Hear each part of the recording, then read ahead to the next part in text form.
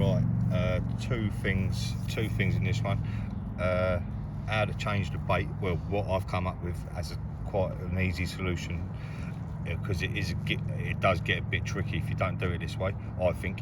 And what was the other thing? Oh, something to watch out for. I'll do the something to watch out for first. Right, now this one here was the one that caught two fish on.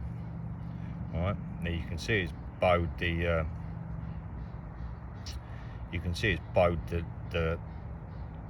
the hook link in between the bait ring and the bead, the rubber bead. So that's no good.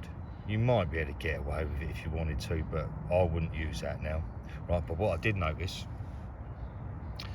in here, right, now this shot wasn't on the first rig, right? It had rig putty, right? When I caught the first fish, the rig putty had gone.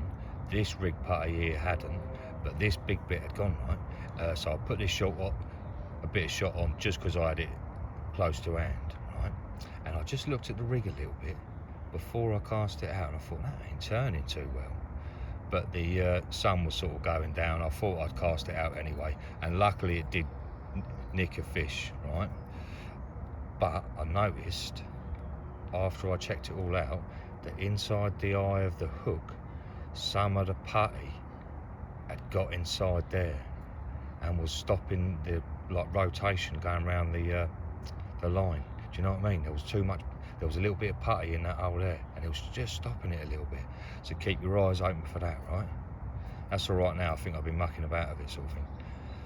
So that I wouldn't use, right? And watch the after you have caught a fish, if you do want to reuse it, just keep an eye on the putty in the hole. Right, now changing the bait again. Used this one yesterday on that common. Again, it's bent the access. Look, see that? That's no good like that. That ain't going to rotate how I want it to. It might work, but I'm just going to show you, right? Imagine if that was perfect, yeah, but your hooks come off, your hook baits come off. Sorry. So let's get rid of this one, and we can pull that out of there. So if you wanted to use the same sort of size baits, you could just thread it onto there, yeah? But when I was using the chickpeas, when I was using the single chickpeas, that knot's not too bad actually. I could probably reuse that again, that knot, and just thread my bait back on. But if you wanted to change to a smaller bait, for example, right? Now what I have noticed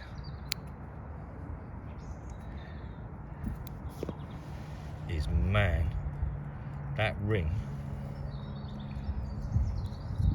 that bait spike ring, is what you need to tie your dental floss to, yeah? Proper hard, man. There's no sort of room in it. So what I've sort of come up with is these bead things, right? Just use one of these. Use a spent one. It don't have to be spent, but make it proper, sort of like tight, like a needle. And then you pass that needle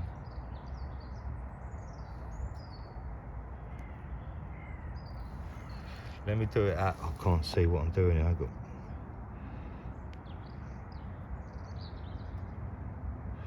right, here we go.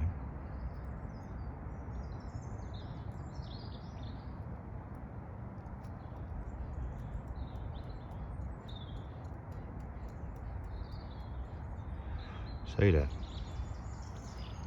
Right, so I've taken it through the eye of the bait spike, pull it through a little bit, so the bait spike's on the metal thing, open it up,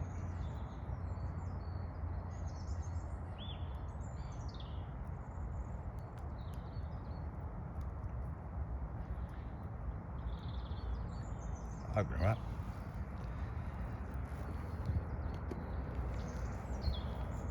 slide your bit of dental floss in,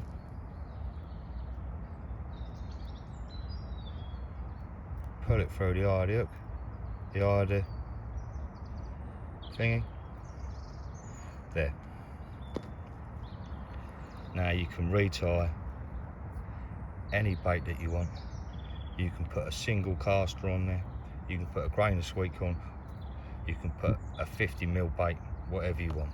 But that's how I would apply the dental floss. And it's just a simple case then of getting your bait. Don't know why I'm showing you this, you must know how to do this bit. Sort of wrap it up really. Pull your bait into the eye. Get rid of that bit. And pull that out. And then put your bait thing back on there, or tie a loop or blob it, whatever you want to do. But that is how I would retie my bait if I wanted to reuse my rig. All right, sweet.